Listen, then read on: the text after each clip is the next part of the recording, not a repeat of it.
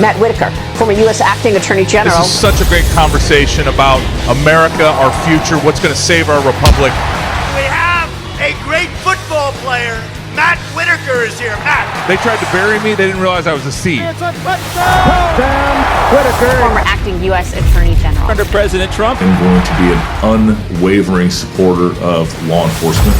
Welcome to Liberty and Justice with your host, Matt Whitaker.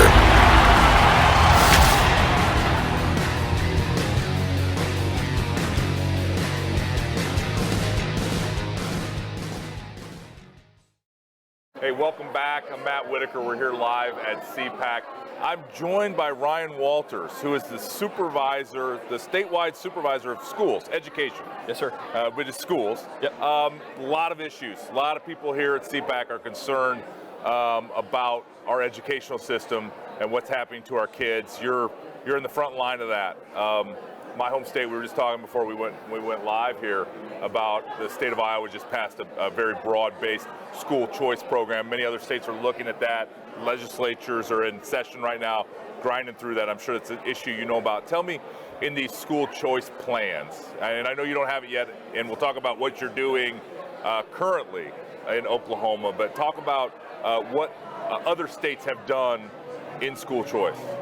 And thank you, first of all, for your work. You're a great patriot, and appreciate you and defending American liberty. You and I are just, doing two different jobs right now in the movement, but appreciate it. Well, what we see is with school choice, you have to ultimately give parents the power to choose the school for their child, and that looks very differently. It can be an education savings account. In Oklahoma, we're doing a full refundable tax credit on the front end. So that a parent, if they go to a private school, if they homeschool, they get a tax credit on the front end of that so that they can go make those decisions. You ultimately have to give power over to the parents in order to do that. And we see that in a lot of red states right now. We have to continue to move the ball forward for parents. And we've got to make sure that we're getting all of this critical race theory and DEI out of our schools. Yeah. And we've got to do that through transparency. Parents have to be able to see what their kids are being taught. They have to have access to the materials. So we've got to have school choice. We have to have transparency and accountability for this leftist nonsense. And then lastly, we continue to see the federal government overreach and get involved in the states when it comes to education. The Constitution doesn't give the feds any power over education, but they continue to utilize grants, rules and regulations out of the Department of Education, which hamstring states. So we're going to be on the front lines of fighting that battle as well. And you were, you weren't in office probably at the time, but you were alive certainly for the race to the top in the Obama administration, which was a way that they gave out federal money trying to implement, may have been the second round of sort of doing this change in our educational system, and a lot of it was done through the color, of darkness, the curriculum. They tried to do a nationwide curriculum. I assume those battles are still being fought. I mean, they bubble up every once in a while, but I'm sure that you see that right now as we speak. It's that battle, but on steroids. Yeah. If your listeners remember Common Core and how the feds try to force that into the states, now it's that times 1,000, because what you have now is you've got critical race theory, diversity, equity, and inclusion, social emotional learning, which again, they love to use the nomenclature that makes it seem innocuous, that there's nothing serious here, but you dive into it, and it is divisive, it is anti-American, it is meant to turn kids against one another. It also has this gender ideology in it as well. And the feds are pushing this with all of their grant programs. They're passing rules. We're seeing it through our agency daily to try to hamstring states and say, you've got to talk to your kids about sex in first and second grade. That's inappropriate. It shouldn't be a part of these grants, but they're pushing it in math. They're pushing it in science. We have to fight back and say, we're going to stick to the basics. Federal government, we're not going to allow you to dictate these terms to us. And the Biden administration, we've never seen somebody more radical than this president. So in Oklahoma right now, the first Christian charter school is being considered and running through your process. Is that, tell me what that means to the state of Oklahoma and what that predicts for the future. I appreciate you asking me about that. We have a Catholic started charter school application that's making its way through our system right now. We have no religious charters in the country. We think this would be a huge win for religious liberties in the country. We think it would be a huge win for school choice that parents could send their kids to a charter school that has the values of the Christian faith. And what we've got to do is, what we've allowed to happen in our schools is not only pushing out of Christianity, but it is promoting and highlighting an atheist religion in our schools. So it's actually turned from, we're pushing out Christianity to actually promoting atheism. So what we've got to do is we've got to go back to protecting those First Amendment rights, freedom of expression, and allow more choices for our kids, because ultimately Our kids benefit from more options. Parents know best for their kids. We've got to get them in the right school systems. What we really need is a revival, but short of that, we do need engagement by parents. We need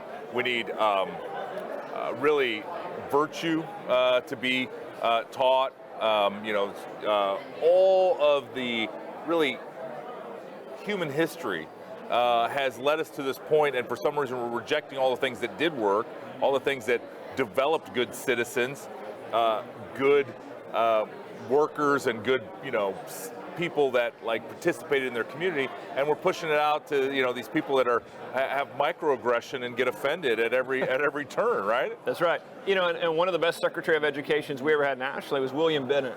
Wrote the Book of Virtues, passed it out to schools. I've started doing that where I go to schools and I hand it out and say, hey, these are great stories. Teach your kids these stories. Let's talk about what it means to be involved and involved with a faith and involved with a set of character, so that when you grow up, you're going to actually give back to society. You're not going to have this divisiveness. You're not going to have this victim mentality, but you're going to be inspired through our history. And we've got to get our history taught to our kids. I think that's of the utmost importance. And so I'm a product of public schools, as everyone that watches my show knows. I went to Ankeny High School. I grew up in my hometown of Ankeny, Iowa. Went to the University of Iowa for 3 degrees, all public all the way.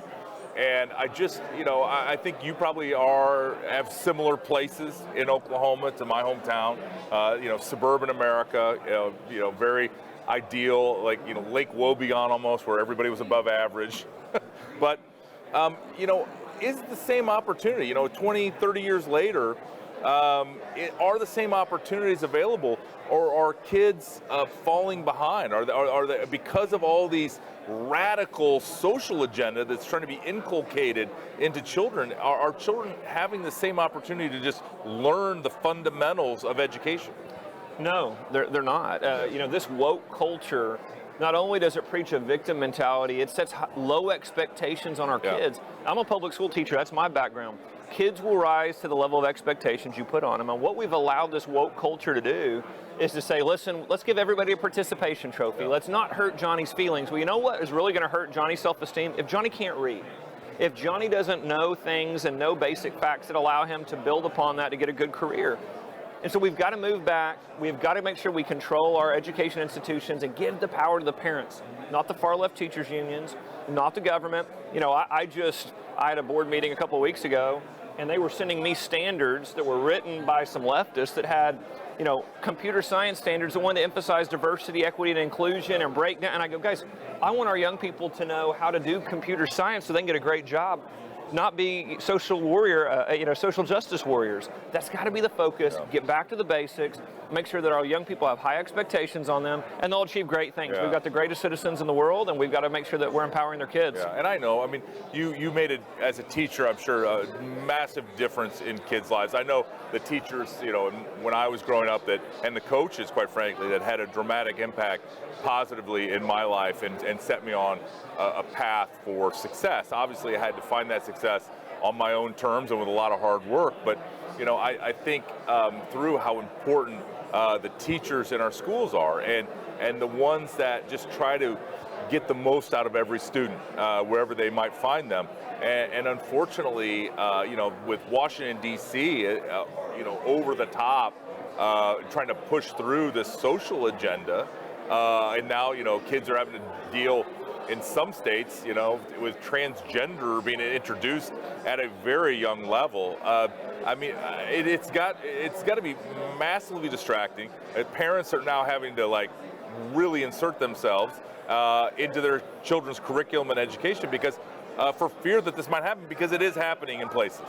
We saw this, 20 years ago when people started drawing red flags about, George Soros is getting involved in school board elections.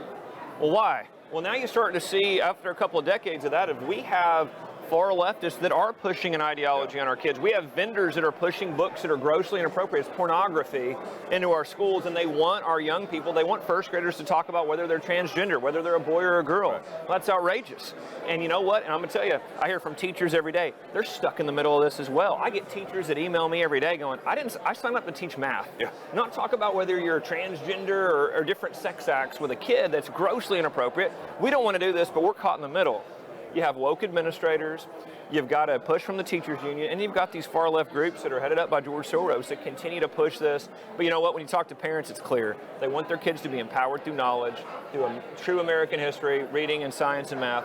And we're going to win this, the Republicans, conservative movement, and championing parents. It's the path forward. It's how we get the country and the education system back on track. Yeah, that's so correct. And so if the listeners and viewers of this show want to learn more about what you're doing in Oklahoma and more about you and your efforts, what's the best way they can follow you? Yeah, so Ryan Walters, I'm on Facebook and Twitter, and there's RyanWaltersForOklahoma.com. Please come sign up there and join us. But we're going to keep taking the fight to the woke left. We're going to keep championing parents and kids and teachers, and we're going to get Oklahoma as a leader in education. All right, Superintendent Ryan Walters, thank you for being on our show. Thank you for having me. Good Appreciate to see it. you.